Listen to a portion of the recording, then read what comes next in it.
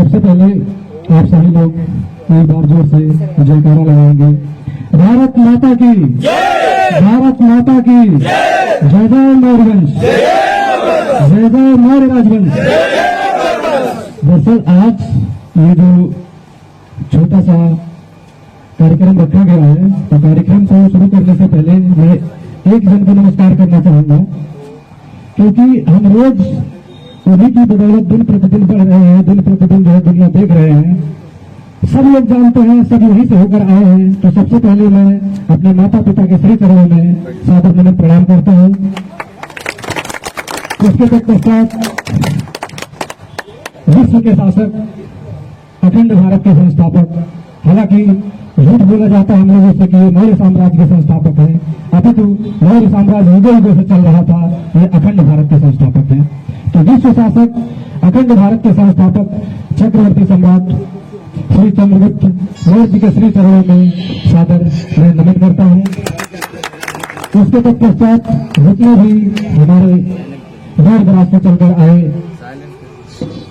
सजातीय भाई और खासकर सभी अपने समानांतर साथियों का, यशराज मौर्य जी, माननीय दिनेश मौर्य जी और माननीय प्रभात मौर्य जी, शैलेंद्र मौर्य, समस्त मौर्य कुशवाहा समाज सूरत की टीम को मैं बहुत बहुत धन्यवाद और आभार व्यक्त करता हूँ कि आप सभी लोग अपना बहुमूल्य समय निकालकर यहाँ पर अपनी अपनी उपस्थिति को दर्ज कराए और जो है कि सम्राट चंद्रगुप्त मौर्य जी के सम्मान में यहाँ पर आकर के एक और ही शोभनीय माहौल प्रस्तुत किए। तो जैसा कि अभी प्रभात जी ने कहा कि कुछ युवाओं को बताना है, तो मैं ये कहना चाहूंगा कि आज तमाम संगठन चल रहे हैं। मैं कोई संगठन की बात नहीं करूंगा, लेकिन पहले मैं संगठन की बिंदु ही रखूंगा कि हमें, चाहे मैं विश्व मौर्य परिषद का संस्थापक कह लीजिए, अध्यक्ष कह लीजिए, दोनों पद हमारे पास सुरक्षित रखे हुए हैं, लेकिन यहाँ मैं किसी पद के हैसियत से नहीं या किसी जो है कि वीआईपी के हैसियत से नहीं, मैं आपका बेटा भाई, मैं एक समाज सेवक के हैसियत से आया हूँ और आप सभी लोगों के मार्गदर्शन को प्राप्त करने आया हूँ। और मैं उम्मीद करूंगा कि आप सभी लोग मार्गदर्शन जरूर प्रशस्त करेंगे, क्योंकि एक चीज मैं बात आगे बढ़ाने से पहले कहना चाहूंगा, जब पहली बार मौर्य कुशवाहा समाज सूरत का मैंने वो रैली देखा तो हमें ऐसा प्रतीत हुआ कि हो ना हो कि मौर्य कुशवाहा समाज सूरत से जो संदेश पूरे देश में जा रहा है, वह एक परिवर्तन का माहौल जरूर खड़ा करेगा। और बीते 2 वर्षों में मैंने देखा कि जो एक क्रांति आ रही है, हमारे पास भी कई फोन आते हैं कि उनको भी सम्राट अशोक का, जैसे कि जो ध्वज आप लोगों ने क्रिएट करवाया था, हमको भी ध्वज चाहिए। तो जब सम्राट अशोक का ध्वज के लिए मौर्य कुशवाहा समाज के नाम से हमारे पास फोन आता था तो अति प्रसन्नता होती थी। तो हमारी बहुत अभिलाषा थी, बहुत ही हार्दिक इच्छा थी एक बार यशराज जी से मुलाकात करें और माननीय सभी सम्मानित साथियों से मुलाकात करें। तो वह घड़ी अब आ गई कि हम कभी सोशल प्लेटफॉर्म पर देखते थे, फोन से बात करते थे, लेकिन आज आमना सामना भी हो गया। तो दरअसल आज हम लोग इन्हीं के सम्मान में उपस्थित हुए हैं, तो इनका छोटा सा मैं एक कहानी वर्णन करना चाहूंगा जो हम लोग को छुपाया गया है और इतिहासकार हजारों खंडों में बांट दिए हैं।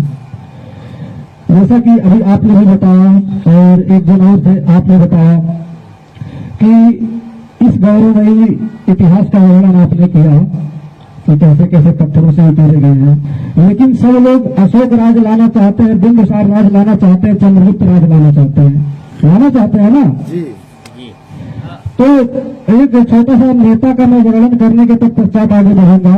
वो नेता दूसरे समाज का है, आप लोग की अनुमति रहेगी तभी मैं वर्णन करूंगा। क्या है अनुमति आप लोग की? देखिए, जो बोलना है वो बोलिए जी। जब मुलायम सिंह जो है मुख्यमंत्री थे तो दिल्ली में एक कार्यक्रम रखा गया था और मुख्य अतिथि के रूप में उन्हीं को आमंत्रित किया गया था। उन्होंने पोस्टर बैनर देखा, मौर्य कुशवाहा शाक्य समाज, तमाम टाइटल जो है कि वहां पर अंकित थे। तो ये देखते ही माइक नीचे मंगवाए, माइक मंगवाने के बाद बोले तुम लोग क्या कर रहे हो, तुम लोग स्वयं नहीं ये पहचान कर पा रहे हो, तुम लोग हो क्या? वो मुख्य अतिथि होते हुए भी मंच पे नहीं गए और मंच से वापस चले गए। बोले जब तक तुम लोग एकता का परिचय नहीं दोगे, कोई एक मुख्य धारा में आओ तब तो हम आए, ऐसे कैसे बुला लेते हो? खुद का कोई विजन क्लियर नहीं है, खुद का कोई सिद्धांत नहीं है। तो हम यही कहना चाहते हैं कि टाइटल कोई भी लगाइए, टाइटल कोई भी लगाइए, लेकिन ये संदेश जाना चाहिए कि हम लोग चंद्रगुप्त मौर्य के आदर्शों पर चलने वाले मौर्य समाज से आते हैं, मौर्य साम्राज्य से आते हैं। क्योंकि यहाँ सब अपने ही लोग हैं, कोई कुश वंश को लेकर अलग भागता है, कोई शाक्य वंश को लेकर अलग भागता है, कोई सैनी भागीरथी को लेकर अलग भागता है। तो क्या अलग अलग होने से मिलेगी? संगठन कोई भी हो कोई मैटर नहीं, पार्टी कोई भी हो कोई मैटर नहीं, लेकिन जहां बात आए कि हमारे समाज का है, वहां जो है कि तन मन धन जैसे जिससे हो पाए सबको खड़ा रहना है। यही समाज की मजबूती है। हमारा समाज चंद्रगुप्त मौर्य के काल से ही सुई धागा का काम करते आए हैं।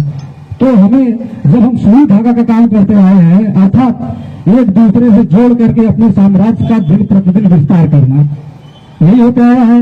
और समूचे धरती पे हमारा शासन था, लेकिन इतिहासकारों ने हमें 52 लाख वर्ग किलोमीटर में समेट दिया। यही इतिहास में कहा जाता है कि 52 लाख वर्ग किलोमीटर में ही मौर्य साम्राज्य हुआ करता था। बताएंगे कि बहुत सशक्त था, बहुत पावरफुल था, लेकिन जब क्षेत्रफल की बात आती है 52 लाख वर्ग किलोमीटर। आप गूगल कर लीजिए, पुस्तक पढ़ लीजिए, सब जगह यही मिलेगा। क्योंकि एक सोची समझी रणनीति है, लेकिन ये रणनीति कौन तय कर रहा है, ये कौन सेट कर रहा है, इसे हमें बड़ी बारीकी समझने की जरूरत है। हमने ये भी फेस किया है पिछले 2014 से अभी तक का, कि जितने संगठन बने रहते हैं वह एक दूसरे के कुछ न कुछ विरुद्ध कार्य करते हैं।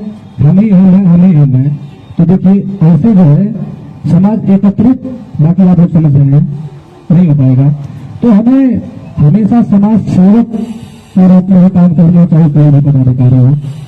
समाज हमारे लिए मालिक है और हम अपने समाज के सेवक हैं। हमारे समाज का चाहे किसी भी सेक्टर में कोई भी हो, किसी भी सेक्टर में हो, अगर लग रहा है, वो जग रहा है, किसी भी कारण असफल हो रहा है, तो हमारा दायित्व बनता है कि हम उसे थोड़ा थोड़ा करके जो जिससे हो सके वहां पहुंचे और अपनी उपस्थिति दर्ज करें। संभव नहीं तो जिस चीज की आवश्यकता उपलब्ध करा के उसे सशक्त बने। क्योंकि अन्य समाज का और नाम नहीं लेना चाहेंगे, क्योंकि मैं सब जगह घूम के देख रहा हूं कि ये लोग ऐसे ही करते हैं। और एक ऐसा समाज है जो भारत की जीडीपी का 35% टैक्स पेयर अकेले है, शायद आप समझ गए होंगे। उस समाज में कहीं भी कोई गरीब नहीं मिलेगा और पूरे भारत की अर्थव्यवस्था ही कंट्रोल करते हैं। तो क्या आप लोग नहीं चाहते कि हमारा तो जैनी में भी हिस्सेदारी है, हमारा तो बौद्ध में भी हिस्सेदारी है, हमारा सिखों में भी हिस्सेदारी है, हमारा हिंदू में हिस्सेदारी है, हम तो सभी जगह मौजूद हैं, तो हम जो इतने बिखरे क्यों हैं? तो कारण इसका ये है, जब सब कहते हैं कि सम्राट अशोक ने अपने सभी प्रजा को संतान माना है, तो सार्वभौमिक रहे हैं, तो क्या सम्राट अशोक के इस मिशन को हम लोग असफल होने देंगे? नहीं। लेकिन लोग क्या करते हैं, आप जो है कि किसी धर्म को मानिए, आपके रसोई तक, आपके घर तक सीमित है, लेकिन जब आप समाज में बाहर निकलते हैं तो एक समान हो जाते हैं सभी सुजातीय बंधु, ना कोई छोटा ना कोई बड़ा, सब एक समान है। यही समानता तो लाना चाहते हैं सब लोग कि छोटे बड़े का भेदभाव हो जाता है। लेकिन जब ये भेदभाव आता है कि ये बड़े हैं, ये छोटे हैं, ये इस टाइटल के हैं, ये उस सरनेम के हैं, तमाम प्रकार का ये तो विभाजन है। तो विभाजन जो कर रहे हैं उसका नाम लेके करते हुए विरोध नहीं करना है। और हमारे लोग गलती यही करते हैं कि नाम लेकर के इंगित कर देते हैं और उनका विरोधी बन जाते हैं। बिजनेस व्यापार में भी वो लोग अपने समाज को अलर्ट कर देते हैं, इनसे किसी प्रकार का व्यापारिक संबंध नहीं रखना है। जब व्यापारिक संबंध टूटे तो जिस समाज में व्यापारिक संबंध खत्म, वो समाज खत्म। क्योंकि किसी भी देश का अर्थव्यवस्था व्यापार पर निर्भर होता है, किसी भी समाज की अर्थव्यवस्था व्यापार पर निर्भर होती है। हमारे लोग कहते हैं शिक्षित बनो, हम संविधान की बात करते हैं, संविधान तो हम फोटो दिखा देते हैं, लेकिन कभी किसी ने पढ़ा है उसको? लोग वाया यूट्यूब हो, फेसबुक हो, ट्विटर हो और इंस्टाग्राम हो, व्हाट्सएप हो, खाली वायरल की गई सामग्री पढ़ते हैं, लेकिन वास्तविक पुस्तक कोई पढ़ रहा है? नहीं पढ़ रहा है। लोग हमें भ्रमित करने के लिए 2 लाइन 4 लाइन उसके अच्छा लिख देंगे हमारे पूर्वजों के बारे में। अंदर इतना कचरा भरा रहता है, इतना जो ब्रेनवाश करने की सामग्री भरी रहती है जिसका हम कल्पना नहीं कर सकते हैं, और हम वही 2 लाइन पढ़ के अपने नात रिश्तेदारों को सबको भेज देते हैं कि सब पढ़ो। अब बताइए, हम अच्छा कर रहे हैं कि बुरा कर रहे हैं? हमें लिखने आना चाहिए। हम निर्माता थे, हम जो है समाज को बढ़ाने वाले और सामग्री को जो है कि हम आयातक नहीं निर्यातक हुआ करते थे। हमारे लोग आज क्या कर रहे हैं? दूसरे के बने बनाए रास्ते को ये मेरा था, मेरा चुरा लिया। भाई आप निर्माण करने वाले हो, चुरा लिया, चुराने तो दूसरा निर्माण करके खड़ा कर दो। क्या कोई कमी है निर्माण करने में? नहीं। जो हमारे पूरे निर्माता अखंड भारत का निर्माण कर सकते हैं, तो छोटा मोटा गांव, छोटा मोटा साम्राज्य हम नहीं निर्माण कर सकते? तो आप ये समझ सकते हैं कि तमाम संस्थाएं हैं, लाखों करोड़ों खर्च कर देते हैं एक दूसरे को, हम तुमसे अच्छा प्रोग्राम करेंगे, हम तुमसे अच्छा प्रोग्राम करेंगे। आप 20 लाख एक कार्यक्रम में खर्च कर रहे हैं, तो उसमें से आप 4 लाख खर्च कीजिए, कितना बचे? 16 लाख रुपए। और 16 लाख रुपए का 50-50 हजार का बंडल बना लीजिए, 16 दिन 32 बंडल हो गया। जो व्यक्ति ऐसा हो कि जो सुबह से शाम तक मजदूरी करता है, फिर शाम को रोटी खाता है, ऐसे व्यक्ति को जो है चिन्हित करो और ऐसे व्यक्ति के लिए जगह भी सुनिश्चित करो। उसको जिस भी लायक रहे पैसा दे करके उसको वहां बिजनेस में लगा दो। वो जो रिजल्ट निकल के आएगा समाज की एकता का, वो बड़ा बड़ा मंच लगा के खर्च करने से नहीं आएगा। और जब यह मजबूत होगा तो आपको कहना नहीं पड़ेगा, जितना आप उसे दिए रहेंगे उतना आपके पेश में वापस कर जाएगा। और ये अपने बच्चों को, आने वाली पीढ़ी को भी ये बताएगा कि हमें इसी प्रकार से समाज का कल्याण करना है और समाज के विशेष बिंदुओं को पकड़ के रखना है। अब जैसे हम लोग एक चीज और भी होता है, हमारे जैसे सिंगर्स हैं, ठीक है, अपने सिंगर यानी कलाकारों को भी हम सम्मान नहीं दे पाते जैसा होना चाहिए। अन्य समाज के मुकाबले हमने देखा है हमारे समाज में सिंगरों की कमी नहीं है और उद्योगपतियों की भी कमी नहीं है, लेखनी करने वालों को भी कमी नहीं है। लेकिन कभी कोई नेशनल टीवी पे जाने की इच्छा होता है? कभी कोई नेशनल जो है कि एक्टर बनना चाहे? कभी कोई जो है कि अपने दिल होते अपने पार्टी के साथ, अपने परिवार के साथ, अपने परिवार के मुखिया के दिशा निर्देश में काम करना सीखा? नहीं सीखा। बस वाया कब तक वाया चलते रहेंगे। चंद्रगुप्त मौर्य ने अगर अपने गुरुदेव से एक बात कही कि ये सब जो है कि हम खून खराबा नहीं करेंगे, क्योंकि भाई तब राजतंत्र था, हम तो लोकतंत्र बाद में हुआ है ना, हम खून खराबा नहीं करेंगे, जो हमारे भाग्य में रहेगा वो मिलेगा। तो एक ही बात चाणक्य ने बोली, हालांकि चाणक्य का ही नाम अभी संदिग्ध है, लेकिन जब तक चल रहा है तब तक चाणक्य का ही हमें संबोधन करते रहना है। इसमें भी रिसर्च चालू है कि चाणक्य वास्तविक पात्र थे भी या नहीं थे, इसमें खोजबीन चालू है। तो उन्होंने कहा कि तुम्हारे भाग्य में यही लिखा है कि जब तक तुम नहीं अस्त्र उठाओगे, जब तक तुम नहीं हथियार उठाओगे, जब तक सामने वाले से मुकाबला नहीं करोगे, तब तक तुम्हारा कुछ होने जाने वाला नहीं है। उसके तत्पश्चात बोले हमें और ज्यादा तरीके से कैसे कर सकते हैं? तब अग्नि समावेश परमाणु हथियार का आविष्कार चंद्रगुप्त मौर्य के काल में हुआ, जबकि इतिहासकार हमें कभी बताते ही नहीं ये सब बातें। उसके बाद एक सबसे बड़ी जानकारी कि सीरियल में हमने देखा, मैं उसका खंडन करना चाहूंगा। सीरियल में हमेशा राजा पोरस के सामने चंद्रगुप्त मौर्य को बच्चा दिखाया गया है। सीरियल 2011 में रिलीज हुई थी, एक 2018 में रिलीज हुई थी। 2011 में पूरा काल्पनिक सिद्ध करने का प्रयास किया गया है और 2018 में जो रिलीज हुई थी उसमें करीब 30 से 35% जानकारी वास्तविक दी गई है, बाकी और सब रॉ मटेरियल अलग से भर दिया गया है। तो उसमें जो भी सामग्रियां भरी जाती थी, किस लिए? क्योंकि उनका एक्टिविजन था, हमें कमाई करना है, वो सीरियल बनाते हैं, पिक्चर बनाते हैं। तो बच्चा जबकि वास्तविक इतिहास ये है कि सम्राट चंद्रगुप्त मौर्य का युद्ध एक बार पोरस से हुआ था, जब गए थे ये कहने कि हमें सिकंदर से बचने के लिए धनानंद ने तो सहायता नहीं दिया, लेकिन आप सहायता दीजिए नहीं तो हमारा देश नष्ट हो जाएगा। लेकिन ये अपने, क्योंकि ये पर्वतेश्वर थे, यही सबसे ऊंचे क्षेत्र पे इनका शासन था, अपने आप को बहुत बड़ा शहंशाह समझते थे कि हमसे कोई जो है कि जीत नहीं पाएगा। तो हम एक जो है कि नौजवान या युवक के कहने की इसकी बातों में क्यों आए? वो तो दूतकार के भगा दिए। फिर जो है कि जब कामधार नरेश आंधी कुमार ने उनकी अधीनता स्वीकार कर ली सिकंदर की, तब इन्होंने भी अधीनता स्वीकार कर ली। लेकिन लेखकों ने एक माहौल क्रिएट किया कि सिकंदर से युद्ध करते करते सम्राट पोरस जो थे उनका एक हाथ कट गया, लेकिन फिर भी युद्ध नहीं रोके, जबकि ऐसा कभी युद्ध हुआ ही नहीं है। आप सभी लोग गूगल कर लीजिए, AI टेक्नोलॉजी ना हमारी है ना आपकी है, उसमें अगर आप जो है कि सिकंदर का युद्ध पोरस से मांगेंगे तो कभी नहीं देगा, लेकिन यही आप मांग लेंगे कि हमें चंद्रगुप्त और पोरस का युद्ध दिखा दीजिए, तुरंत दे देगा। अगर ये सही नहीं हो तो AI टेक्नोलॉजी हमारे लिए कैसे देता है? नहीं देना चाहिए ना। और अगर वही सिकंदर से और पोरस से मांग लेंगे तो तुरंत जो है कि माइनस करके दे देता है, सेंसिटिव चीजें नहीं दी जा सकती। ये सब निर्माण करने वाले दूसरे देश में बैठे हुए, ना हमारे रिश्तेदार हैं ना आपके रिश्तेदार हैं, ना हमने उनको सिखाया ना आपने सिखाया। तो इसी प्रकार से संघर्ष की पूरी पराकाष्ठा, संघर्ष का पूरा जो है कि उदाहरण चंद्रगुप्त मौर्य के अलावा दूसरा कोई नहीं हो सकता, क्योंकि इनके बाद बिंबिसार मौर्य जो अशोक संप्रदाय के उपासक रहे, इसके बाद सम्राट अशोक को विरासत में साम्राज्य मिला। उसके तत्पश्चात सम्राट अशोक ने कलिंग का विध्वंस करके, और जब इनके पास कुछ नहीं बचा तब उन्होंने कहा ठीक है, अब जब कुछ है ही नहीं लड़ने के लिए, हमारे पास सामने कोई है ही नहीं सर उठाने वाला, तो हम किससे युद्ध करेंगे? तो अपनी पत्नी और अपने बच्चों के कहने पे वो युद्ध धर्म के संरक्षक बने, और हमारे इतिहासकारों ने लिख दिया वो अनुयायी थे। अब बताइए ये धोखाधड़ी हुआ कि नहीं हुआ? एक सम्राट को अनुयायी लिख दिए, और कहीं कहीं अभी भी बहुत बनते लोग भी जो है कि स्पीच देते हैं कि सम्राट अशोक के गुरु थे तथागत बुद्ध, जबकि 259 साल का डिफरेंस है, कैसे गुरु शिष्य हो जाएंगे?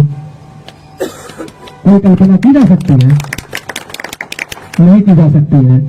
मौर्य साम्राज्य पतन क्यों हुआ, इसका विशेष कारण हम दिखा देते हैं आपको अपने शब्दों के माध्यम से। सम्राट चंद्रगुप्त मौर्य ने एक समूह का गठन किया था, जो वर्तमान सरकारें हर देश की CBI, ED तमाम प्रकार की एजेंसियां चलाती हैं।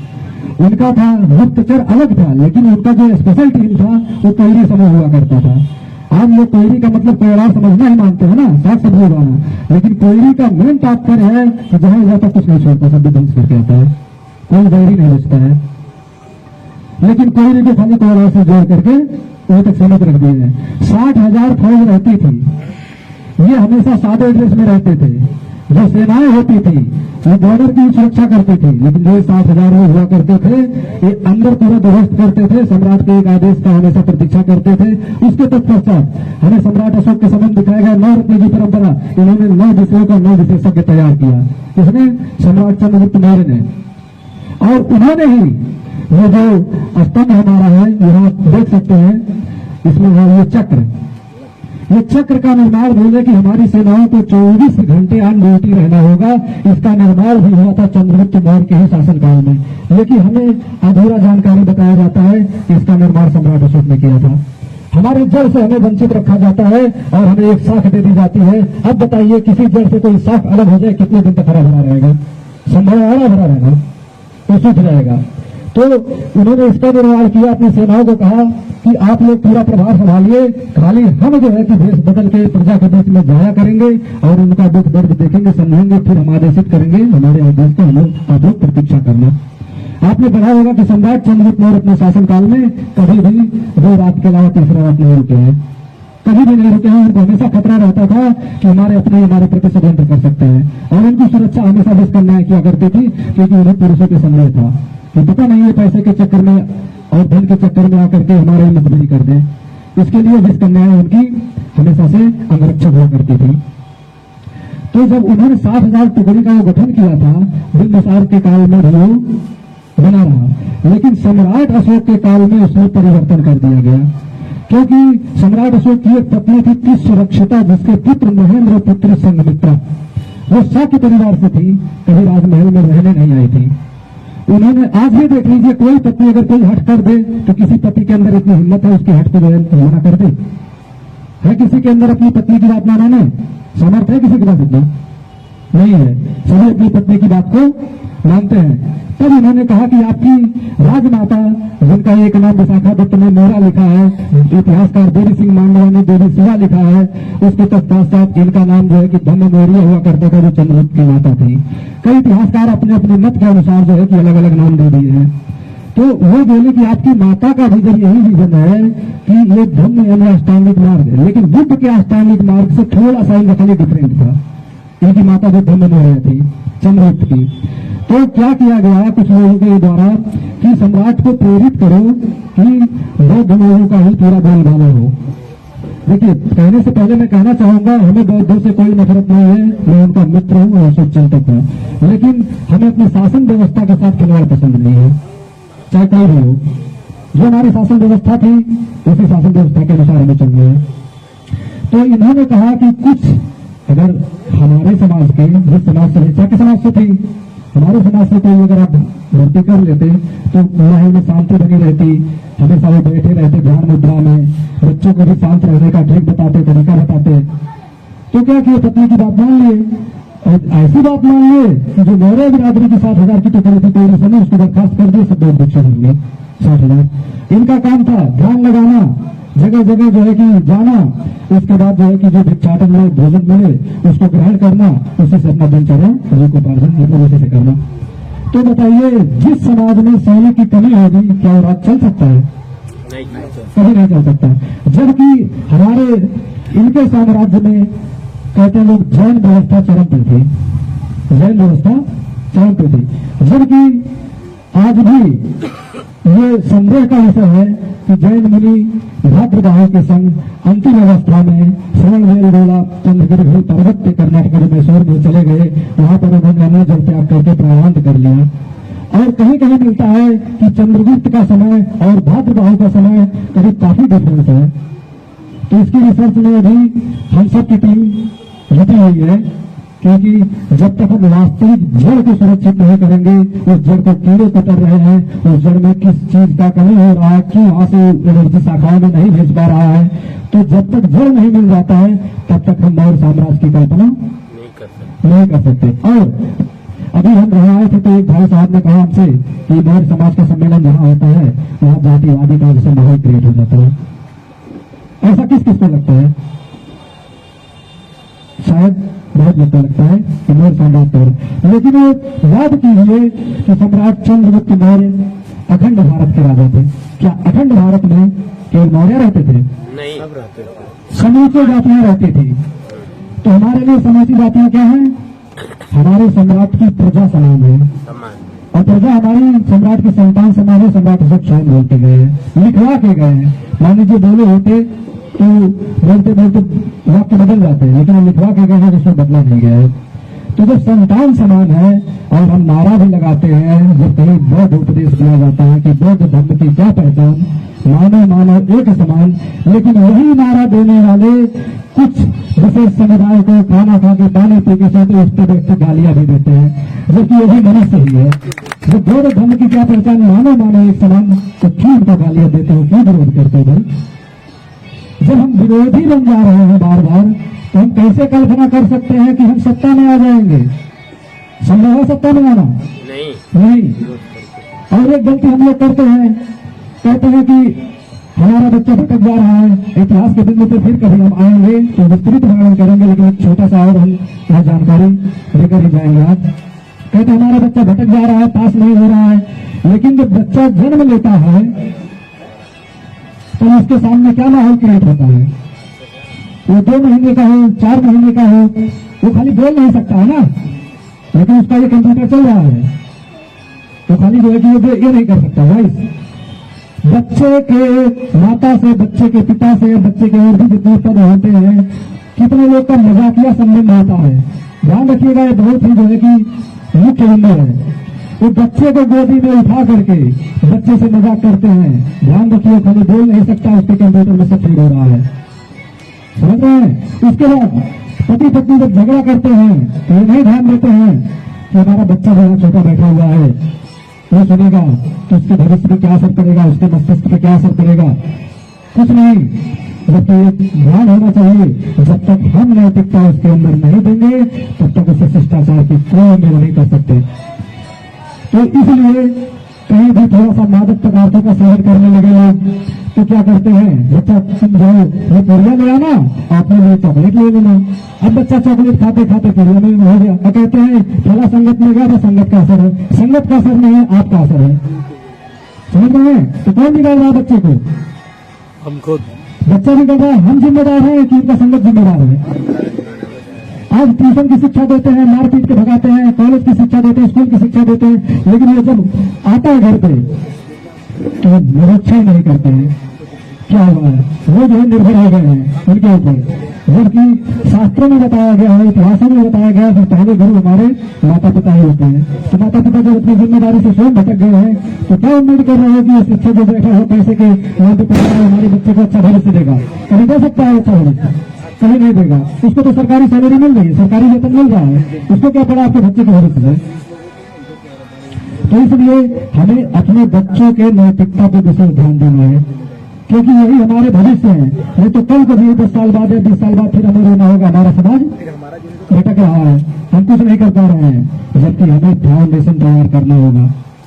हमें तो हम कुछ आप लोग समझ रहे होंगे इस्लाम को।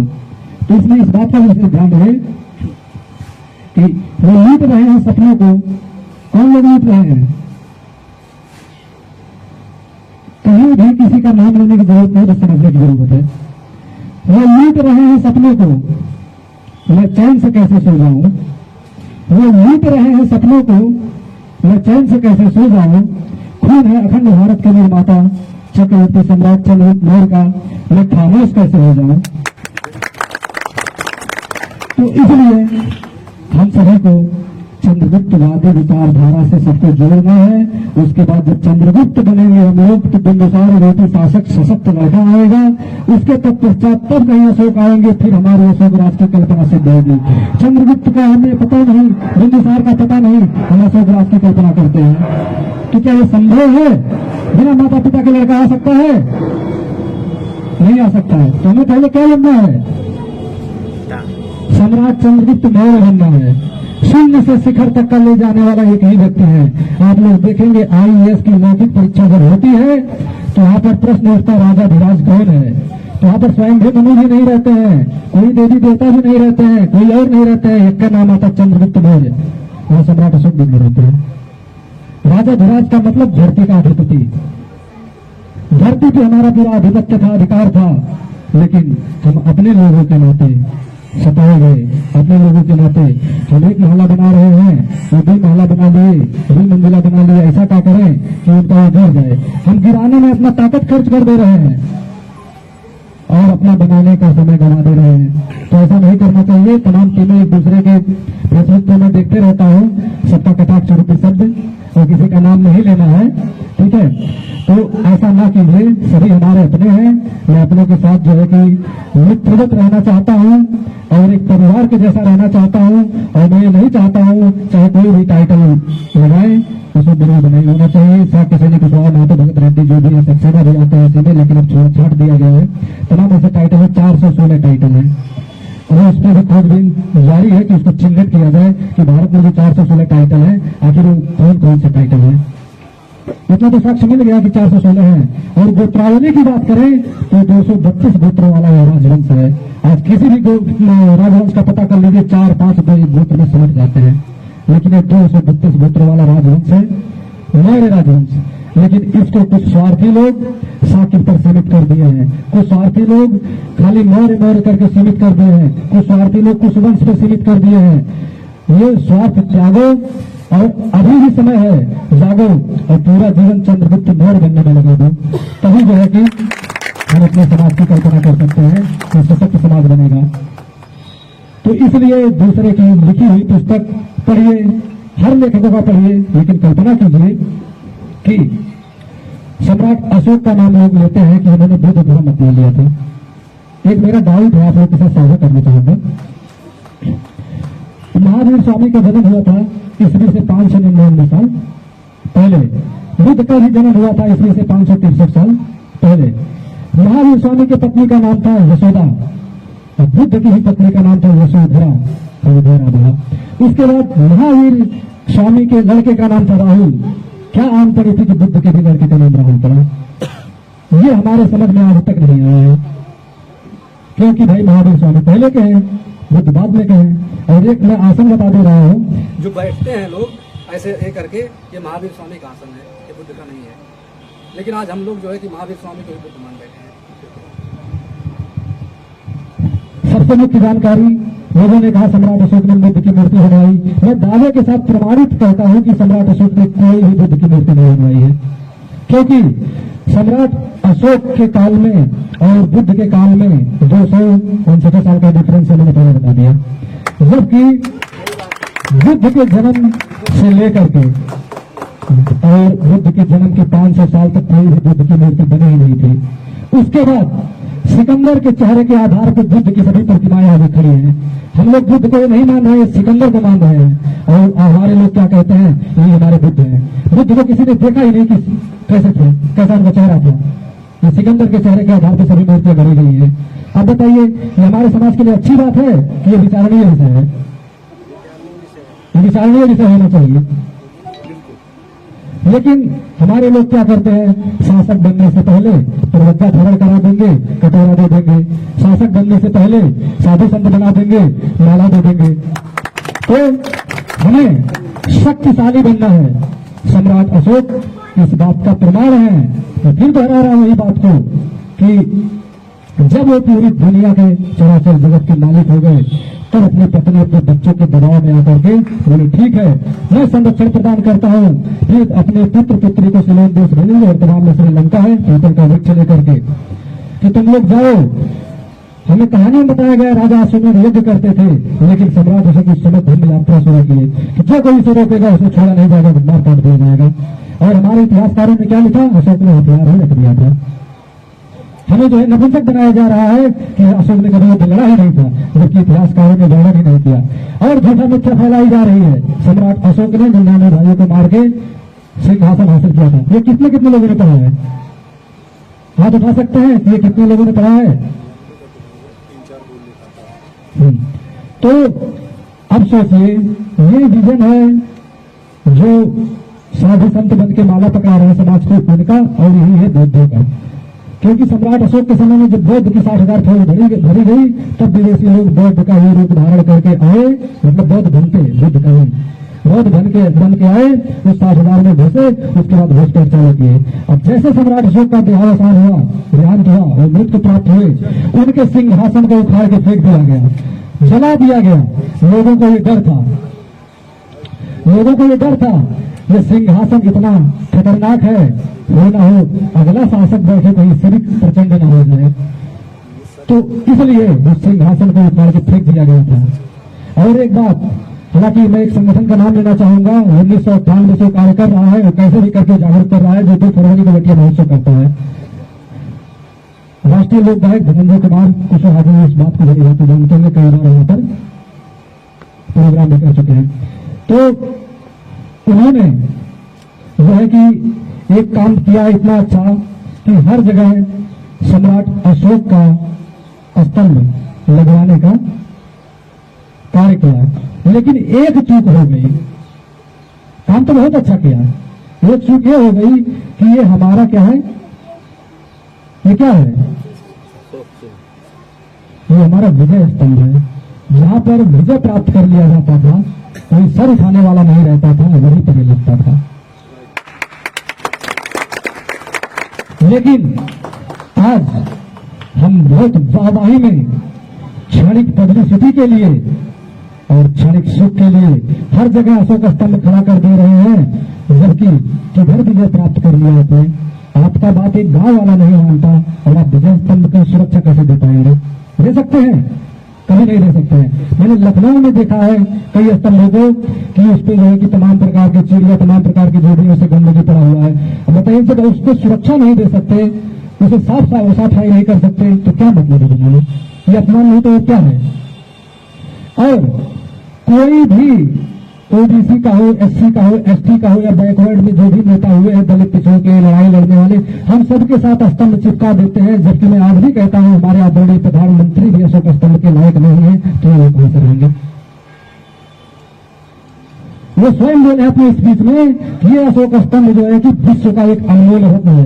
प्रधानमंत्री आदरणीय मोदी जी ने बोला है विश्व का अनमोल रत्न है, यह जहां लगता है लगता है कि हम भारत के हिसाब से चल रहे हैं। और वो उन्होंने अपने स्पीच में बिहार में क्लियर किया था कि हम भी सम्राट शब्द की गरिमा का पालन करने में सक्षम नहीं है। क्योंकि सम्राट इतना गरिमामयी शब्द है, इतनी गरिमामयी जो है कि ये पदवी है, हम भी इसके लिए लायक नहीं है और ना ही हमारे साथ जुड़ सकता है। लेकिन अब सरकारी निर्देशों के अनुसार सरकारी जितने भी चाहे राष्ट्रपति हो, प्रधानमंत्री हो, मुख्यमंत्री हो, तो स्तंभ उनके यहाँ जरूरी है तो लगाना। जबकि उन्होंने क्लियर किया था ये जो है कि सबके लिए उपयोगी नहीं है और इसके लिए जो है कि हमारे संविधान में दंड का प्रावधान भी है, क्योंकि कहीं अनैतिक आप उपयोग कर रहे हो। लेकिन फिर भी सबके साथ स्तंभ हम चिपका करके और पोस्टर बैनर छपवा करके रोड पे बिखरा दे रहे हैं, पैरों के नीचे आ रहे हैं और हम कहते हैं वो विशेष समुदाय हमारा स्तंभ खत्म करना चाहता है। वो क्यों खत्म करना चाहेगा, पहले हम खत्म होना चाहते हैं तब तो खत्म करना चाह रहा है। हम अपने स्तंभ का सम्मान नहीं कर पा रहे हैं, जिसको देखो उसी को स्तंभ हम दे देते हैं, जिसको देखो उसी के साथ हम चिपका देते हैं।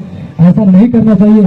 इसको जो है कि देखिए अभी यहाँ पर कितने भी जो है कि दूध जैसा चमकता हुआ लड़का आ जाए, अगर वह निर्वस्त्र रहे तो कोई उसकी तरफ नहीं देखेगा। लेकिन कितना भी बदसूरत रहे, बढ़िया से उसको सजा करके ढक करके वस्त्र धारण करा के लाए, सब बोलेंगे वाह बहुत सुंदर है, ये बोलेंगे। तो इसी के अनुसार ये सब चीजें गोपनीय है और बहुत महान है। इसका बराबरी पूरी दुनिया में कोई नहीं कर सकता।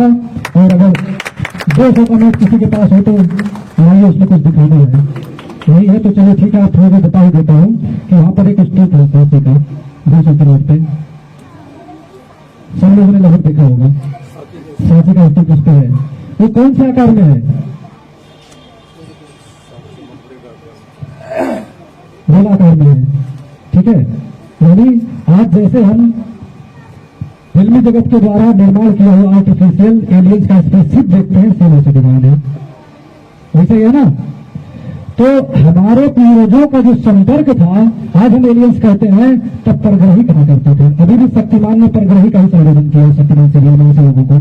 तो परग्रही जो है हमारे यहाँ आते थे नीति सीखने, हमारे यहाँ आते थे अपने यहाँ कैसे कानून लागू करना वो सीखने। और जो तमाम प्रकार के जो है कि लोग देवी देवताओं का वर्णन करते हैं, तो जो है कि इतिहासकार देवी सिंह मांडवा के अनुसार ऐसे देवता भी इनके दरबार में हाजिरी लगाने आते थे। और हम लोग कहते हैं ये सब तमाम प्रकार के काल्पनिक हैं। भैया ये जो माइक में हम बोल रहे हैं, जब प्रथम बार बना होगा तो किसी ने कल्पना की होगी ना, इसको कैसे बनाना, कैसे डिजाइन करना है। कल्पना पूर्व में किया तब जाके आगे इसे सफल किया। आज मोबाइल फोन के माध्यम से एक दूसरे से जुड़ रहे हैं, पहले इस यंत्र का किसी ने कल्पना किया होगा कि हम ऐसा क्या निर्माण करें जिससे बिना कहीं जाए हमें एक दूसरे साक्षात्कार हो जाए। तो कल्पना की गई तब जाके बनी। तो इसलिए कल्पना में जो ताकत है, अभी मान लीजिए यहाँ कुछ लोग बैठे हैं, मन में चल रहा है हम यहाँ से उठेंगे, यहाँ से यहाँ जाएंगे, ऐसे ऐसे करेंगे, वो कल्पना नहीं तो और क्या है। तो क्यों हम किसी चीज को काल्पनिक कह के अपना ऊर्जा बर्बाद करें। हमारे पास किसी ने पैसा दे रखा है, उसके लिए ऊर्जा बर्बाद करने के लिए हम किसी विशेष समुदाय को गाली क्यों दें, किसी विशेष समुदाय को एक हमारा शोषण कर दिया है, उसका अगर नाम अपने दिमाग में क्यों रखें। क्या उसने जो एग्रीमेंट करा रखा है कि उसके नाम को अपने दिमाग में लेके हम घूमे। हमें अपने पूर्वजों की गौरवमयी इतिहास का वर्णन करना है, हमेशा जो है सृजन करने वाली चीज बोलना है। ये ध्यान है, कभी भी ध्वंसात्मक शब्दों का उद्बोधन नहीं करना है, नहीं तो अभी तो इतना है, आगे तो आप समझ सकते हैं क्या होगा। हमेशा सृजन करने वाली बात होनी चाहिए, विध्वंस करने वाला नहीं। संगीत के माध्यम से, कविता के माध्यम से, कहानी के माध्यम से आप जो है सृजन करने वाली चीज लिखिए, जो पढ़ने के बाद लगे, झलके कि नहीं वास्तव में हम उसी राजवंश का दर्शन कर रहे हैं जो कभी समूची सृष्टि का शासन करता था। तो हम लोगों को, अपने बच्चों को या तो साधु सन्यासी बनाना है, ना ही बहुत भिक्षु बनाना है। हमारा पक्ष एकदम क्लियर है, हमें शक्तिशाली एक सशक्त राजकुमार तैयार करना है, राजकुमारी तैयार करनी है। हमें किसी भी प्रकार के धर्म के आडंबर में समाप्त नहीं होना। यदि धर्म के आडंबर में जा रहे हो तो उसको अपने अधिकार मिलेगा, इसकी बागडोर आपके हाथों में होनी चाहिए, ना कि उसके नाम पर किसी और के हाथों में होना चाहिए। तो इसलिए आप सभी लोग जो है कि अपने बच्चों को सशक्त बनाने का काम करेंगे। तो कितने लोग इस बात से सहमत हैं कि हमें ना तो बहुत भिक्षु बनाना है और ना ही साधु संत बनाना है, सशक्त बनाना है। शक्तिशाली बनेंगे, फिर हम जिसे कहेंगे वही भगवान बन जाएगा।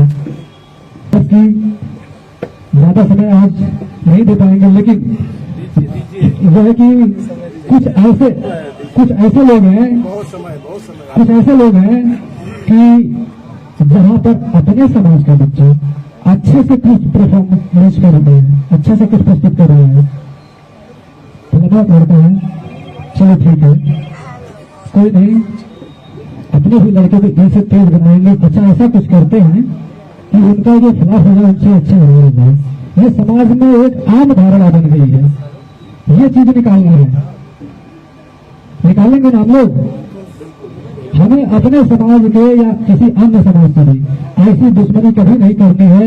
ये शब्द राष्ट्रीय लोक गायक माननीय धनंजय कुमार कुशवाहा जी के शब्द हैं, ये उनसे कहा था कि हमें अपने समाज से हो या कोई अन्य समाज में हो, ऐसा बिगाड़ कभी नहीं करना है कि हम दोबारा उनसे सट न पाए। तो इसलिए कुछ ना कुछ हमेशा वहां बना के रखना है कि दोबारा अगर समय मिले तो उनसे बाबू भैया या जो भी पद लगे उतर करके उन्हें संबोधन करके उनके साथ कुछ बैठ सके। ये मान्य लोग गए धनंजय कुशवाहा के शब्द हैं। तब जो है कि हमने ये चीज, हालांकि उम्र को आप लोग देख ही रहे होंगे, हमारे अंदर भी वो जुनून था जो सामने आएगा हम छोड़ेंगे नहीं। हमारे अंदर वही जुनून था कि हम विश्व विजेता परिवार से हैं।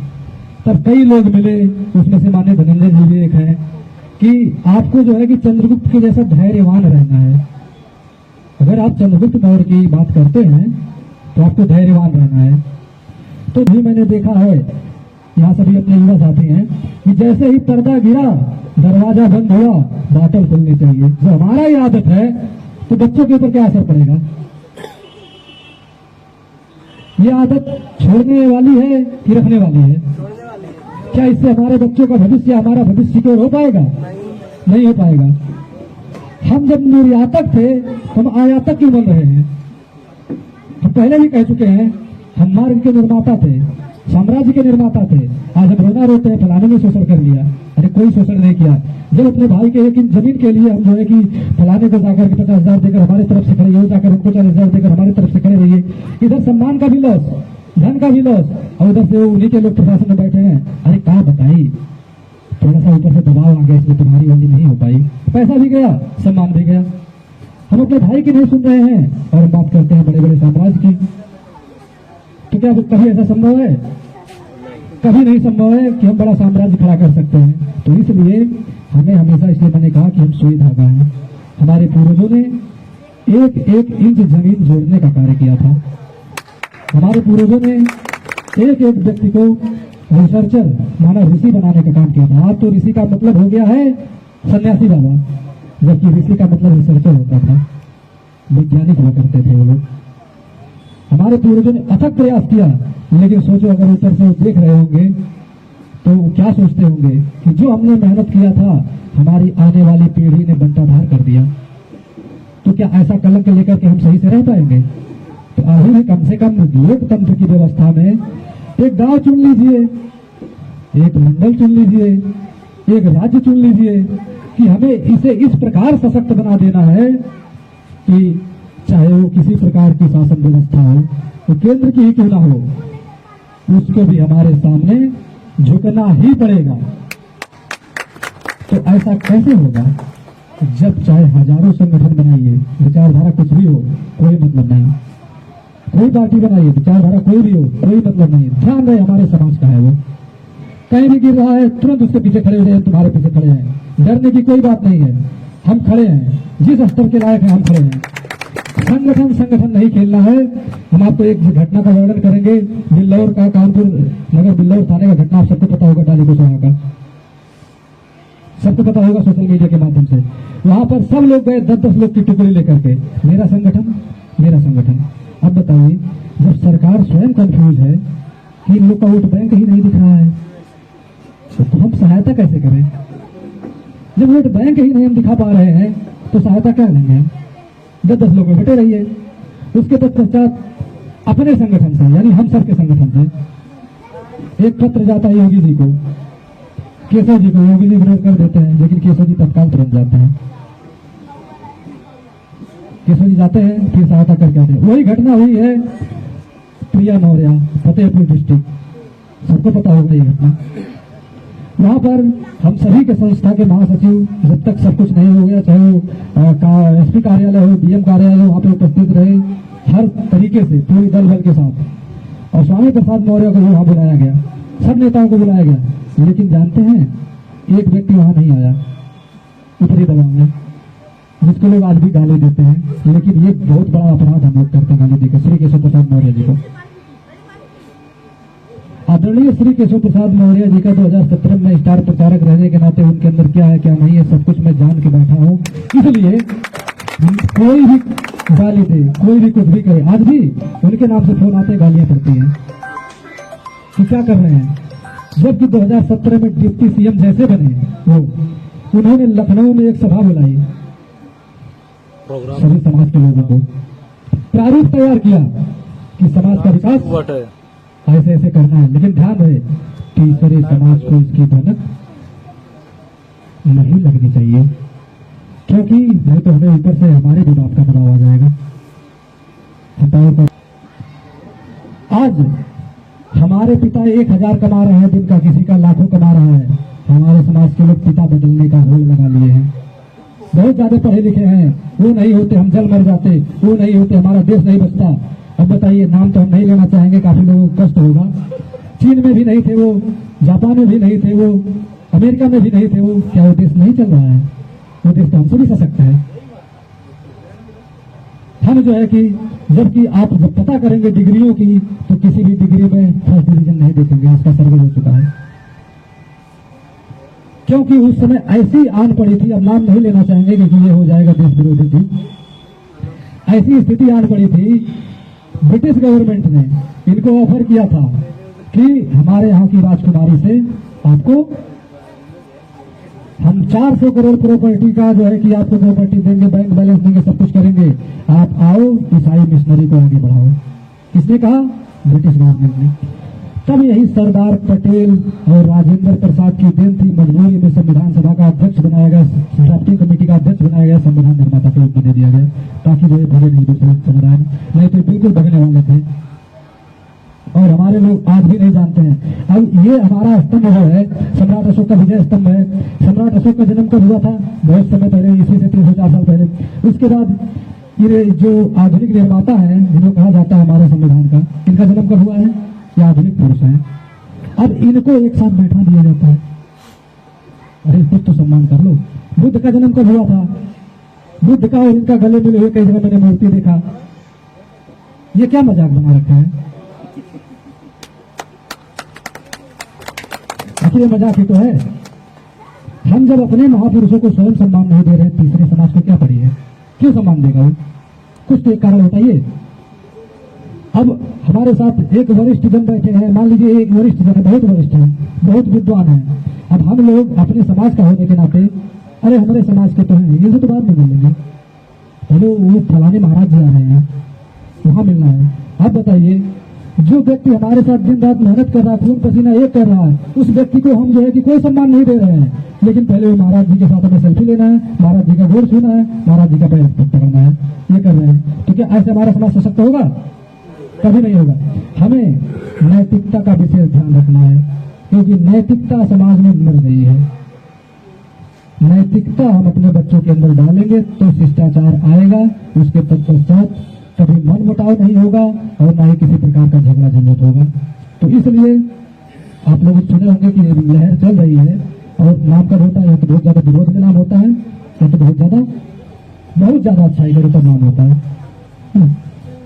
और बैकग्राउंड मायने नहीं रखता, वस्त्र मायने नहीं रखता, शरीर मायने नहीं रखता, आपका विजन क्लियर होना चाहिए, ये मायने रखता है। तो इसलिए कभी भी ना शर्माएं, समाज में सब बोलना सीखिए, मीडिया में ज्यादा से ज्यादा उतरिए, एक्टिंग की दुनिया में जाइए। जिस किसी को भी किसी प्रकार की स्क्रिप्ट चाहिए हमें संपर्क करें। सभी प्रकार के पाली भाषा से लेकर संस्कृत भाषा से लेकर हिंदी भाषा तक का, अंग्रेजी नहीं, पाली, संस्कृत, हिंदी, इन तीनों में स्क्रिप्ट देने के लिए हम तैयार हैं, तीनों भाषाओं में। बस खाली आप उद्योगपतियों के साथ मिलिए, मीटिंग कीजिए। और आज हम इस मंच के माध्यम से एक चीज कहना चाहेंगे कि उद्योगपतियों से आपका मिलने का कारण, मिलिए और उन्हें समझाइए कि हमें विरोधी नहीं बनके सृजनकर्ता बनना है, मौर्य पुराण की रचना करनी है। किसकी रचना करनी है? मौर्य पुराण की रचना करनी है। क्योंकि जब हमारे पास कुछ होगा ही नहीं, हम रामचरितमानस रूपी थाली खाएंगे, हम बौद्ध ग्रंथ रूपी थाली खाएंगे, हम जैन ग्रंथ रूपी थाली खाएंगे, हम सिख धर्म रूपी थाली खाएंगे। जब हम निर्माता है तो अपना का निर्माण करेंगे। तो इसलिए हमें अपना निर्माण करना है, हमें फिर से नवरत्नों की परंपरा लानी होगी। आप जो है जिस विषय में विशेषज्ञ हैं, आपको आपके विषय में हस्तक्षेप नहीं करना, आपको आपके विषय में हस्तक्षेप नहीं करना। एक एक विषय ले लो और सबका जो है कि विशेषज्ञ बन जाओ और इतना महारत हासिल कर लो कि आपके सामने कोई नहीं चल पाए। अगर आप जो है कि चारों तरफ जगमगाए तो कोई विषय का महारत हासिल नहीं कर पाएंगे। तो इसलिए एक एक विषय का जो है कि विशेषज्ञ बनिए यदि समाज को सशक्त करना है। अन्यथा फिर हम दूसरी पार्टी का झंडा, दूसरी पार्टी का डंडा, आज इधर जा रहे हैं, कल उधर जा रहे हैं, परसों उधर जा रहे हैं, कोई अस्तित्व नहीं है। उत्तर प्रदेश में ऐसे एक नेता है, शायद आप लोग समझ पा रहे होंगे, 2 तारीख को उनका जन्मदिन था और जन्मदिन में फिर उन्होंने एक पार्टी का गठन कर डाली। समाज को क्या संदेश देना चाहते हैं? तो इसलिए हमें अपने समाज को हर तरीके से जोड़ के रखना है, चाहे शिक्षा का स्तर हो, चाहे सामाजिक स्तर हो, चाहे धार्मिक स्तर हो। जो बुद्ध रीति रिवाज से कोई कार्यक्रम कराना चाहते हैं, वृंदास उनको बुद्ध रीति रिवाज का विद्वान दीजिए। जो सनातन रीति रिवाज से करना चाहते हैं उनको भी बिरादरी का सनातनी ही आचार्य दीजिए, उसका तीसरा समाज नहीं आना चाहिए। और ऐसा आचार्य देने का काम हम करते हैं। हमारे पास आचार्य हैं, यजुर्वेद क्वालिफाइड राष्ट्रपति से पुरस्कृत आचार्य हैं, जो कि कंप्लीट रूप से हो चुके हैं। और अभी भी लोगों को डिस्ट्रिक्ट फतेहपुर और भिटौरा तहसील ओमघाट भगवान मुनि की तपोस्थली उत्तर वाहिनी गंगा तट पे गुरुकुल है, जहाँ पे स्वामी विज्ञानानंद सरस्वती जी हैं, जो मौर्य ही हैं। और हम लोगों ने जब उनसे अपनी बात रखी कि समाज को फ्री में शिक्षा देना चाहते हैं, इस वेद की दुनिया में हमारा कब्जा होना चाहिए, तो उन्होंने कहा ये तो बहुत आसान है, इसका बागडोर तो हमारे यहाँ पर में है। भेजिए बच्चों को, किसके? हमारे समाज के बच्चों को। खाली 1 वर्ष का 400 रुपए फीस देना है, रहना खाना कपड़ा सब फ्री, इंटर क्वालिफाई कीजिए सब फ्री में वहां पर। अब इतने इससे सस्ता आप कहां शिक्षा पाएंगे? लेकिन लोगों का कहना है अपने बच्चे को हम बाबा नहीं बनाएंगे। बताइए, मैं पढ़ के आया क्या मैं बाबा लग रहा हूं? नहीं लग रहा हूं। हमारा विस्तार होना चाहिए बेसिक ज्ञान, हमारा मस्तिष्क ज्ञान का भंडार होना चाहिए। वो तो एक जो है कि पद है, बाबा का, आचार्य का, ऐसा पद एक होता है, लेकिन बिना पद के भी ज्ञान अर्जित करके रखेंगे तो कभी आपको निराश नहीं करेगा, हर जगह काम आएगा। चंद्रगुप्त मौर्य ने अपने पुत्र बिंदुसार से लास्ट अवस्था में एक बात कही थी कि रास्ते से यदि कभी घर आ रहे हो तो अगर रास्ते में एक कांटा भी मिल जाए तो उसको भी घर ले आना, किसी न किसी दिन वो भी काम आ जाएगा। और वो बात का जो है कि उन्होंने विशेष ध्यान रखा और देखिए सशक्त रूप से 1 इंच जमीन छूटने नहीं दिया। और जब तक सम्राट अशोक नहीं आ गए तब तक पूरा व्यवस्था बना करके शासन किया। उसके बाद सम्राट अशोक का जब शासन काल आया तो कलिंग जोड़ लिए, उछल कूद कर रहा था, बस भारत जो छोटा सा कमी रह गया था फिर से अखंड हो गया। और कलिंग के ही जो है कि एक सस्पेंस है, एक भ्रम है। लोग कहते हैं कलिंग युद्ध में बड़ा रक्तपात हुआ, कहते हैं ना, प्रचंड युद्ध हुआ था, कितने बच्चे मारे गए, इधर राजतंत्र था, एक राजा दूसरे राजा को समूल विनाश कर दो, वहां पर हमारा अधिकार होना चाहिए। जब इन्होंने देखा इनकी सेना हारने लगी तब इन्होंने जो है कि जो कोयरी समूह को निकाल दिए थे सम्राट अशोक, तब उनका आह्वान करते हैं, आइए हमें आपकी आवश्यकता है। तब वो लोग फिर आए और गए, पूरा विध्वंस कर डाले कलिंग का। तो बिना कोयरी समूह यानी जो ओरिजिनल मौर्य राजवंशी है उनके कोई भी सत्ता में आप नहीं जा सकते हैं, चाहे टाइटल कितना भी लगा लीजिए। और जब जो है कि सब मारे गए, वहां का राजा खारवेल भी मारा गया, एक ही राजकुमारी वहां की बची थी अपनी महिला टुकड़ी के साथ जिसका नाम था कौरवकी। 14 वर्ष की अवस्था में जब वो थी तब उसी के महामंत्री ने भूखे शेर के सामने ले गए, छोड़ दिया था, क्योंकि वो अकेले उत्तराधिकारी थी, कोई लड़का नहीं था खारवेल का, कि जब ये राजकुमारी मर जाएगी तो सभी मंत्री संतरी राजपाट का बंटवारा कर लेंगे।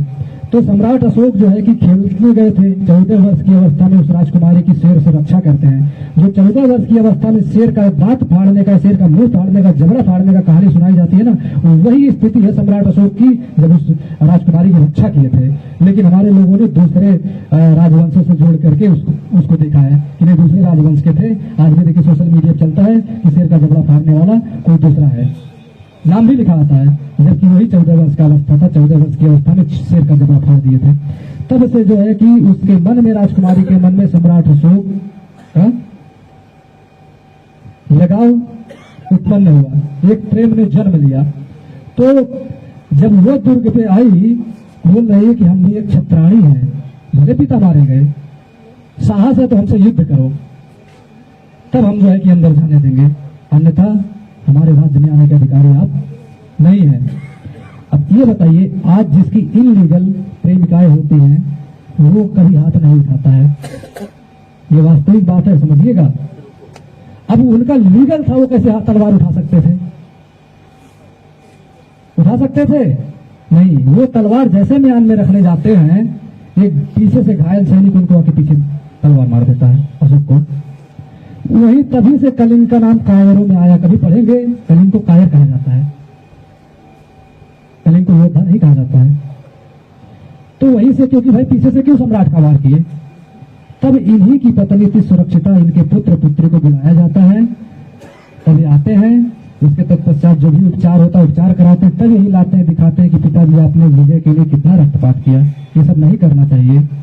तब ये कहावत अब लोग हम लोग हिंदी में कहते हैं कि घोड़ा घास से दोस्ती कर लेगा तो खाएगा क्या, ये तो हम लोग वर्तमान ये कहते हैं। लेकिन तब की भाषा में ये वही चीज बोले थे कि अगर हम उससे दोस्ती कर लेंगे, हमारा काम है प्रजा की रक्षा करना। प्रजा की रक्षा कैसे करेंगे जब हम हथियार ही छोड़ देंगे, हम जो है अहिंसक हो जाएंगे।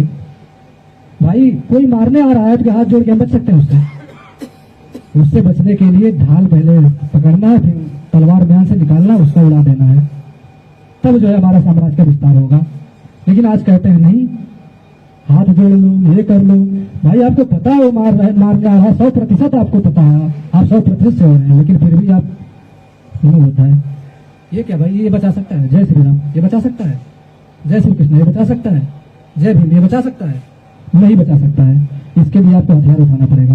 हमें राम कृष्ण बुद्ध या BR अम्बेडकर किसी से हमें कोई दुश्मनी नहीं, सब हमारे सम्मानित लोग हैं। सबका सम्मान होना चाहिए और सबका सम्मान होता है, लेकिन जो हमारा मुख्य मानव जीवन है उसको हमें पहचानना। वो तो चले गए, इतिहास, इति मतलब बीता हुआ, हास मतलब पतन हो गया। इतिहास इसलिए लिखा जाता है ताकि उसमें जो हमारे पूर्वज गलती करके गए हैं वो गलती हम दोबारा ना दोहराएं और सशक्त तरीके से तैयारी करें, तब जाकर के अपना वापस भाग पाएं। लेकिन हमारे लोग क्या करते हैं, नहीं उन्होंने लास्ट अवस्था में ऐसा कर लिया था, बड़े विद्वान थे। कैसे विद्वान थे? आज हमारे पास 2 वक्त का खाने का रोटी नहीं है, लेकिन भैया हम प्रवज्ञा धारण करेंगे भिक्षा मांगने का, तो कैसे बच्चा पढ़ेगा? आप शक्तिशाली क्यों नहीं बनना चाहते? आप स्वयं शिक्षक क्यों नहीं बनना चाहते? क्यों जो है कि सरकारी वेतन वाले शिक्षकों पे अपने बच्चों को निर्भर कर दिए हैं? हम जाएंगे चौराहे पे, 10-20 लोग मिल जाएंगे, गप्पे करेंगे, लेकिन बच्चा कुछ पूछेगा, चल चल चल अभी आ रहे हैं चल, लेकिन उसके साथ कभी मित्र व्यवहार नहीं करते हैं। और यही कारण है हमारा समाज विघटनकारी रास्तों पे अग्रसर हो रहा है। अपने चाहे बेटी हो चाहे बेटा हो, हमें उनसे मित्रवत संबंध रखना है। कैसा संबंध रखना है?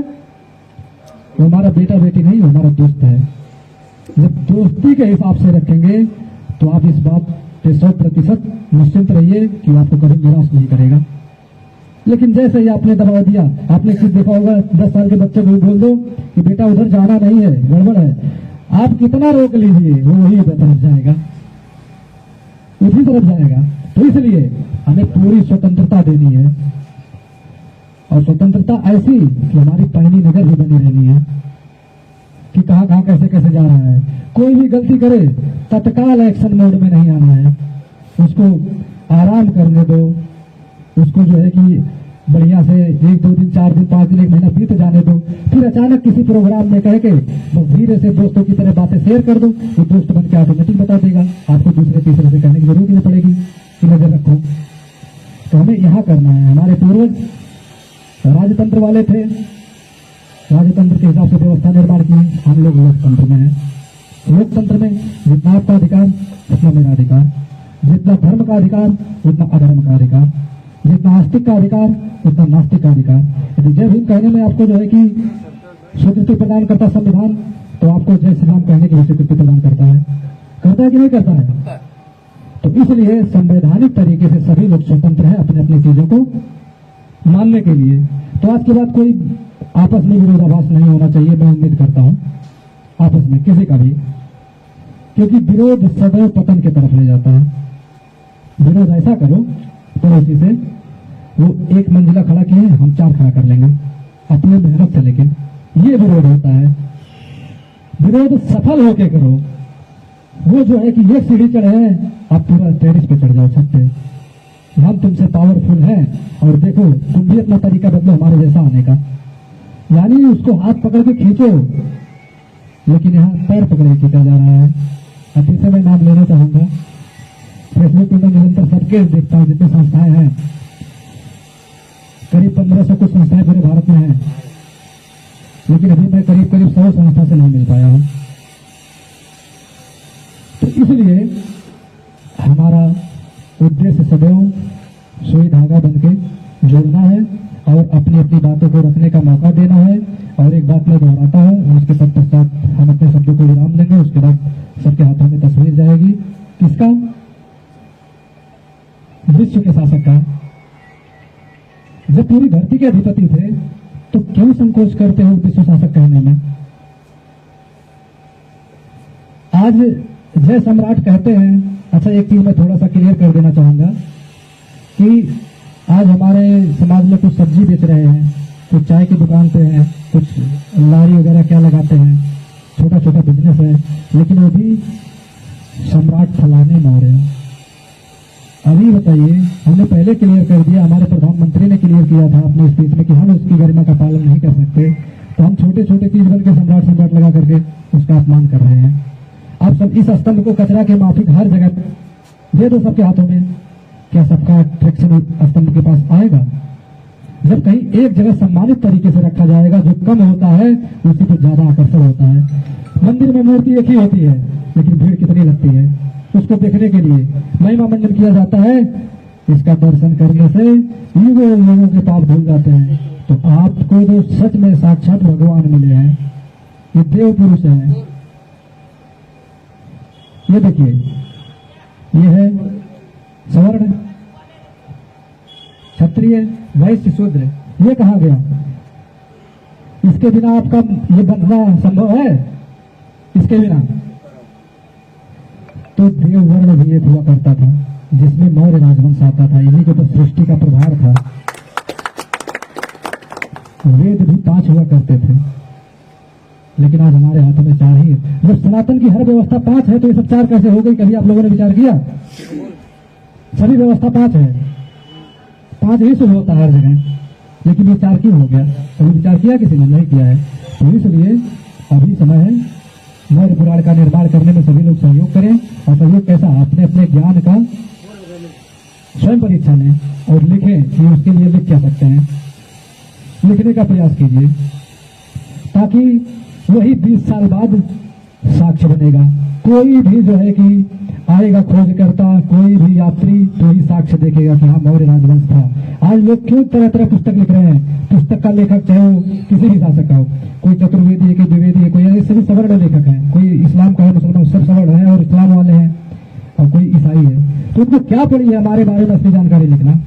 तो वही लिखेंगे जो उनका विजन है, उनका उद्देश्य है, कि ताकि जो है इनको अपने स्तर से दबाएं।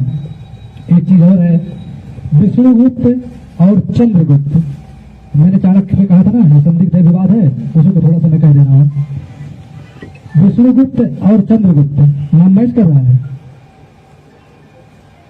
गुप्त शब्द आप इन लोगों के शब्दकोश में देख लीजिए, कहीं नहीं मिलेगा।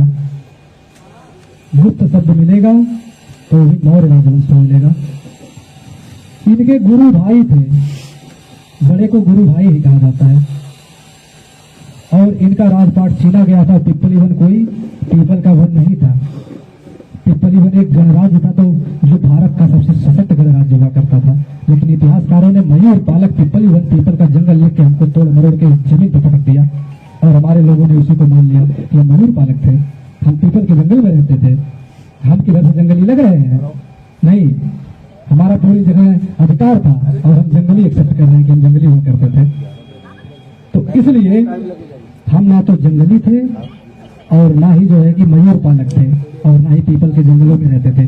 पिपली वन उस गणराज्य का नाम हुआ करता था, पिपली वन मौर्य गणराज्य, जो 2018 के सीरियल में बखूबी वर्णन भी किया गया है।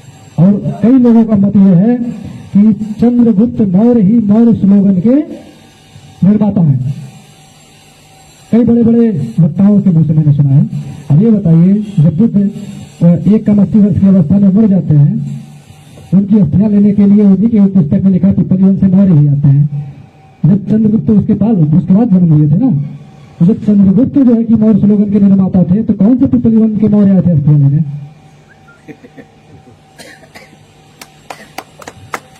तो इसलिए हमें छोटे छोटे बिंदुओं पे, यानी शक्तिमान का सीरियल का आपने देखा, कहता छोटी छोटी मगर मोटी बातें, यानी छोटे छोटे अणु मिलके परमाणु बनते हैं और हम छोटे छोटे बातों को अनदेखा कर देते हैं। यही हमारी कमजोरी का सबसे बड़ा कारण है। हम प्रधानमंत्री बनना चाहते हैं, हम मुख्यमंत्री बनना चाहते हैं, लेकिन ग्राम प्रधान, जिला पंचायती या सांसद या विधायक या जो है कि पार्षद, सभासद, ये कोई नहीं बनना चाहता है, लेकिन मुख्यमंत्री प्रधानमंत्री सब बनना चाहते हैं।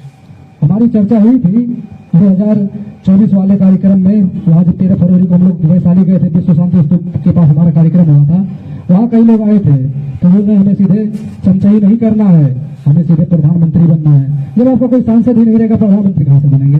बोले हमें सांसद बन के, विधायक बन के चमचाई नहीं करनी है। अब बताइए प्रधानमंत्री कहां से बनता है? और वो भी बड़े नामी व्यक्ति है, मैं नाम नहीं लेना चाहूंगा, बिहार को पूरा कंट्रोल करते हैं, बिहार के मसीहा माने जाते हैं बैकवर्ड के।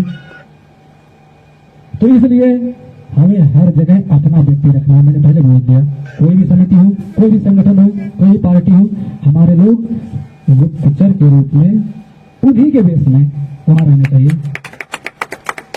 तब जाके हमारा कल्याण होगा, अन्यथा नहीं होगा। बाकी संगीतकार, गायक लोग हमारे समाज में बहुत सारे हैं, लिखिए, फाइनेंस कीजिए, ना गाएं तो इनकी गलती। और तो कहते हैं कि जितना लिख के दीजिए हम उतना गाएंगे, बस कोई पीछे खड़ा रहे, गाने की जिम्मेदारी हमारी, जहां कहेंगे वहां गाएंगे। लेकिन हमारे लोग कोई है ऐसे नहीं। पूछिए कितना समाज में फेस करते आ रहे हैं, बहुत संघर्ष के बाद यहां तक पहुंचे हैं। एड़ी से चोटी तक का जोर लगा दिया, लेकिन इन्होंने हार नहीं माना। और यही आप जो है कि धनंजय जी का जीत का कारण बना कि समाज के कई युवाओं के दिल में आज राज करते हैं। तो इसलिए कुछ सीखना है तो हमें संघर्ष करने वालों से सीखना है, ना कि बढ़िया से जो है कि सूट बूट में आए नेताओं से सीखें। नेता कभी किसी का नहीं होता है। और संगठन से आप 1000 पार्टी खड़ा कर सकते हैं, लेकिन पार्टी से संगठन बनाने की कल्पना कतई ना कीजिएगा। पार्टी से कभी संगठन नहीं बन सकता है। एक अखिल भारतीय कुशवाहा महासभा सन 1911 में बना। कितने बना? सन 1911 में। उसके तत्पश्चात 1925 में कौन बना, जो आज कई देशों में चल रहा है? आरएसएस। आज देखिए सब जगह कब्जा उसी का है। क्यों? क्योंकि उनका लक्ष्य निर्धारित है। ये विजयदशमी आएगा 2025 का, तो उनका 100वां साल पूरा हो जाएगा। 100 साल से पूरे मकर जाल की तरह फैल गए हैं। तो नेटवर्क खड़ा करने के लिए हमें चाहे कितने भी टुकड़ों में हमारा समाज बट करके संगठन खेल रहा हो, बस एक संगठन का मुखिया दूसरे संगठन के मुखिया का हाथ पकड़ के चैन से पूरा चैन जोड़ दे। चैन से चैन जब जुड़ेगी तो पूरी माला बनकर तैयार हो जाएगी। जैसे 500 टुकड़ों में बटे भारत को चंद्रगुप्त मौर्य ने एक सूत्र में पिरो करके अखंड रूप दे दिया, उसी प्रकार से हम सबको भी, फिर मैं दोहरा रहा हूं, विचारधारा मैटर नहीं करता, समाज का वेक्टर है। ये विजन क्लियर होना चाहिए। किस कारण दब रहा है उसका पता करो, किस कारण सताया जा रहा है उसका पता करो, इकट्ठे हो जाओ, उठा दो उसको। आज जैन समाज का नाम आप लोगों ने सुना होगा। मैंने पहले बताया भारत की जीडीपी का 35% टैक्स पेयर अकेले है वो, जबकि उनको मैच्योरिटी भी नहीं मिली है। फिर भी कहीं उनको गरीब देखा आप लोगों ने? कहीं भी नहीं मिलेगा। तो इससे हमें सीखना चाहिए ऐसे लोगों से, ना कि जो है कि तमाम प्रकार का रोना रो करके किसी प्रकार की पुस्तक लिख दिए। पुस्तक आप भी लिख सकते हो, नहीं लिख सकते? हम पूरा लिख के दे देंगे, आपका उस पर टैग लगा देंगे कि आपने लिखा है, हो गया आपका नाम। तो इसलिए पुस्तक देना चाहिए, क्योंकि जो साक्ष्य आपसे मांगेगा उसको एक ही उत्तर दे देना उदाहरण के साथ। कि अगर बोलेगा मौर्य राजवंश का क्या साक्ष्य है, इस बात जो आप कह रहे क्या साक्ष्य है, उससे पहले आप ये कह देना कि आप जो है कि पूर्ण रूप से स्वस्थ हो और एक व्यक्ति विकलांग है। विकलांग व्यक्ति बैसाखी से चलता है तो अच्छा लगता है, वो विकलांग है क्योंकि उसे बैसाखी की। लेकिन हम कहें आप बैसाखी लेकर चलो तो क्या आपको शोभा देगा? क्योंकि आप स्वस्थ हो, आपका हाथ पैर सब सही है। तो इसी प्रकार से जो झूठ होता है उसे प्रमाणित करने के लिए तरह तरह की पुस्तक का निर्माण होता है और तरह तरह के बड़े बड़े नेताओं से विमोचन किया जाता है। और जो सच होता है, हम उसी राजवंश से हैं, वही रक्त है, वही खून है, तो हम झूठ कैसे हो सकते हैं? सच को किसी साक्ष्य की आवश्यकता नहीं है। मानो तो ठीक, ना मानो तो ठीक। हम लोकतंत्र में जी रहे हैं, आपका अधिकार हमारा अधिकार बराबर है। आप जो कि षड्यंत्र से आएंगे तो हमारे पास भी बराबर का है, आप सत्ता से आएंगे बराबर का है। लेकिन बराबरी कैसे होगी? प्रधान लेवल से, ग्राम प्रधान से, यहां से होगा शुरुआत। ग्राउंड तक कड़ी बनाना, इसमें लगभग सैकड़ों वर्ष लग सकते हैं। और इस प्रकार का कार्यक्रम अब हम लोग कभी रखेंगे तो एक गोपनीय गोष्ठी होनी चाहिए हर 6 महीने में, हर 6 महीने में गोपनीय गोष्ठी होनी चाहिए। और सभी भारतवर्ष से जितने भी सामाजिक राजनीतिक नहीं सामाजिक बिंदु हैं, सामाजिक बिंदु माना सभी संस्थाओं के मुखिया, 1-2 लोग सब आए और सब लोग थोड़ा थोड़ा कंट्रीब्यूट करके वो कार्यक्रम का आयोजन करें। आयोजन करने के तत्पश्चात वहां पे जिससे ये काम हम पिछले 1 साल से कर रहे हैं नहीं हो पा रहा है, तो कुछ लोग मिलकर उसका समाधान बताएंगे कि क्यों नहीं हो पा रहा है। अच्छा, ये काम मैंने यहां तक कर दिया है लेकिन इसके आगे हमको नहीं दिखाई दे रहा है, तो और लोग आपको समाधान बताएंगे। तो इसलिए एक दूसरे से विचार विमर्श करके आगे बढ़ सकते हैं, ना कि तर्क को तर्क करके। तो क्या करना है, हमें एक दूसरे से, अपने भाई से विचार साझा करना है कि देखो मैं इस नीति से आगे जाना चाहता हूं, क्या यह संभव है? यानी जब हमें परिणाम का पहले पता रहेगा तो हम निर्भीक निडर होकर के चल सकते हैं। तो समय को ध्यान में रखते हुए हम चाहेंगे कि अब ये कार्यक्रम यहीं से समापन की ओर ले चले, क्योंकि रात भी काफी हो गई है। और मैं आपको आमंत्रित करना चाहूंगा कि एक बार सभी लोगों के अंदर फिर से जोश भर दीजिए। आपका कहना ही क्या है, जितनी प्रशंसा किया जाए उतना कम है। एक बार आप सभी लोग राजेश कुमार मौर्य जी के लिए जोरदार तालियों से। और जो है कि देखिए, हम आपसे पहली बार कहाँ मिले थे? शिक्षा के विषय में सोशल मीडिया पे हम लोग यूट्यूब पे स्ट्रीम लाइव करते थे प्रतिदिन। तो शिक्षा का विषय पे आपको सादर आमंत्रित वहां किया गया था और आपने पूरा समय दिया था। तो वहां से हमारी आपकी पहचान हुई। तो ये डिवाइस बहुत अच्छा है, इसका सही उपयोग कीजिए। हर कोई 2 GB डेटा लेता है, 1 GB डेटा लेता है, उसका सदुपयोग करते हुए हमें सामाजिक नेटवर्क को सोशल नेटवर्क के जरिए जो पोस्ट करने लायक है उसको पोस्ट करना है, जो गोपनीय रखने लायक है उसको जो है कि वहां जाके बताना है। हर चीज फोन के जरिए बताना है, क्योंकि फोन के बारे में पूरा डेटा हमारे पास तैयार है कि फोन पे जो हम लोग आज बात करते हैं, हर एक बात 2-2 घंटा कर लेते हैं, वो कहां से हो रहा है। तो माननीय राजेश जी, सबसे पहले शैलेंद्र जी को और ये प्रभात जी को हम चाहेंगे कि तस्वीर वितरित की जाए, क्योंकि पहले जो पदाधिकारी के रूप में यहाँ कार्य कर रहे हैं तो इन्हीं को पहला सम्मान होना चाहिए। उसके तत्पश्चात, क्योंकि जो अग्रणी भाग में होता है वो चाहे किसी भी उम्र का हो, अगर नेतृत्व कर रहा है तो हमारे नेतृत्वकर्ता का सबसे पहले सम्मान होना चाहिए। तो इसलिए